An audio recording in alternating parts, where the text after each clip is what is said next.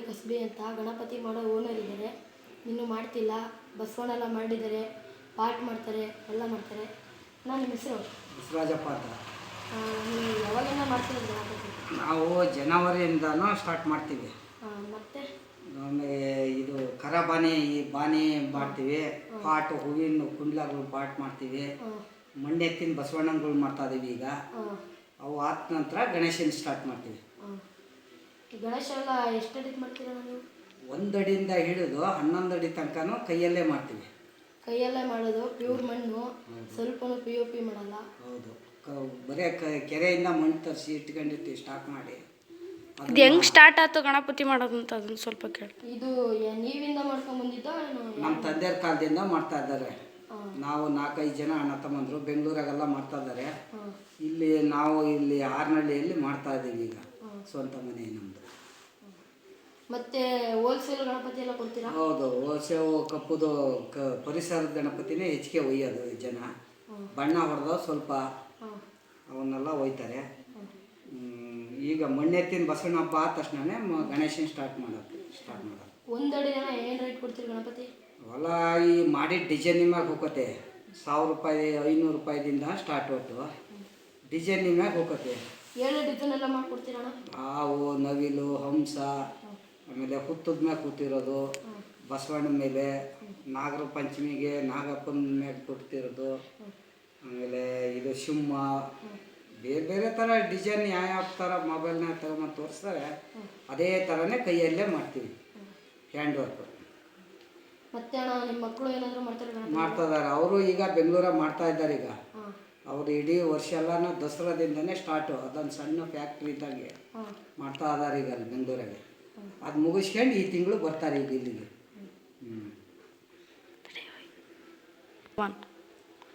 ಮಮ್ಮ, ನಿಮ್ಮ ಯಾವ ಊರಿದು ಅಡ್ರೆಸ್ ಎಲ್ಲ?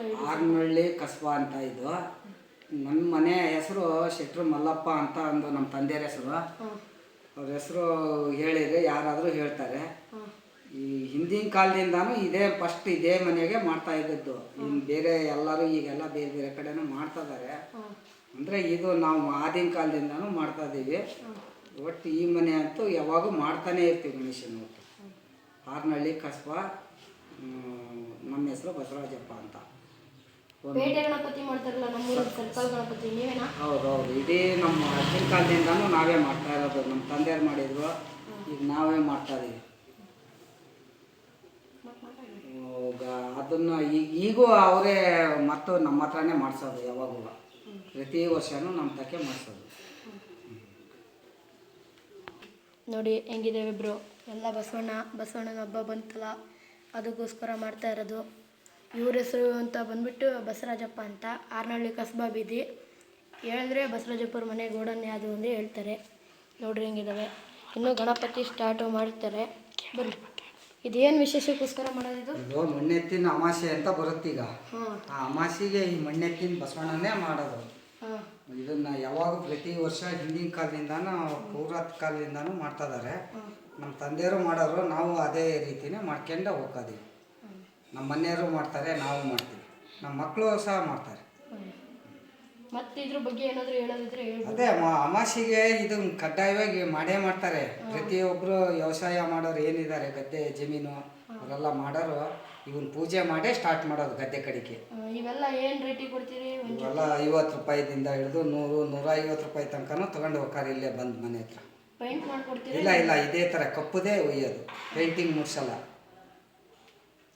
ನೋಡಿ ಇಬ್ರು ಬಸವಣ್ಣಗಳಿದ್ದಾವೆ. ಬಂದು ಯಾರ್ಯಾರು ತೊಗೊಂಡೋರಿದ್ರೆ ತೊಗೊಂಡೋಗ್ರಿ. ಇದು ಏನ್ರಿ ಇದು ಹಬ್ಬ? ಇದು ಅಮಾಸೆ, ಮಣ್ಣೆತ್ತಿನ ಅಮಾಸೆ. ಮಣ್ಣೆತ್ತಿನ ಅಮಾಸೆ ಅಂತೆ.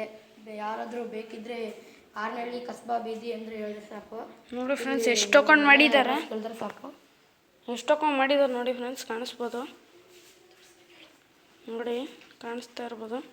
ಅಲ್ಲೂ ಮುಂದೆ ಇದಾವೆ ನೋಡ್ರಿ ಬ್ರೋ, ಮುಂದೆ ಇದ್ದಾವೆ ಇನ್ನು. ನೋಡಿ ಫ್ರೆಂಡ್ಸ್, ಎಷ್ಟು ಚೆಂದಾಗಿ ಮಾಡಿದ್ದಾರೆ ಇವನ್ನೆಲ್ಲ. ಒಂದೊಂದು ಚೆನ್ನಾಗಿ ಮಾಡ್ತಾಯಿದ್ದಾರೆ. ಇದ್ರ ಬಗ್ಗೆ ಇಲ್ಲೆಲ್ಲ ಕಾಣಿಸ್ಬೋದು. ಇನ್ನೂ ಮಾಡ್ತಾ ಇದ್ದಾರೆ ನೋಡಿ. ಇವು ಕಾಣಿಸ್ಬೋದು. ಇವು ಏನಂತ ಮಾಮ? ಇವು ಖರಾಬಾನಿ ಅಂತ. ಇದು ಏಕೆ ಜನರು ದೇವಸ್ಥಾನದಾಗ ಇಟ್ಟು ಪ್ರತಿ ವರ್ಷ ಇದಕ್ಕೆ ಪೂಜೆ ಮಾಡ್ತಾರೆ. ವರ್ಷಕ್ಕೆ ಒಂದು ಸುತ್ತು ನೋಡಿ ಫ್ರೆಂಡ್ಸ್ ಇಲ್ಲೇ ಪಾದ ಕಾಣಿಸ್ತಾ ಇದು ಇತ್ತು. ಪಾದ ಎದೆ ಪಾದ ಇರ್ತವೆ. ಆಮೇಲೆ ಕೆಲವರು ಕಲ್ಲಿಂದ್ರಾಗೂ ಮುಖ ಮಾಡಿಸ್ತಾರೆ ಅಮ್ಮನ್ನ. ಇದನ್ನ ಮಣ್ಣಲ್ಲಿ ಮಾಡ್ತು ಕೊಡ್ತೀವಿ. ಇದಕ್ಕೆ ಮಾತೆಂಗಮ್ಮ ಅಂತ, ಖರಾಬಾನಿ ಅಂತ ಇದು. ನೋಡಿ ಬ್ರೋ ಹೆಂಗಿದ್ದಾವೆ, ಬೇಕಾದರೆ ಬಂದು ತಗೊಂಡೋಗ್ಬೋದು. ಓಕೆ.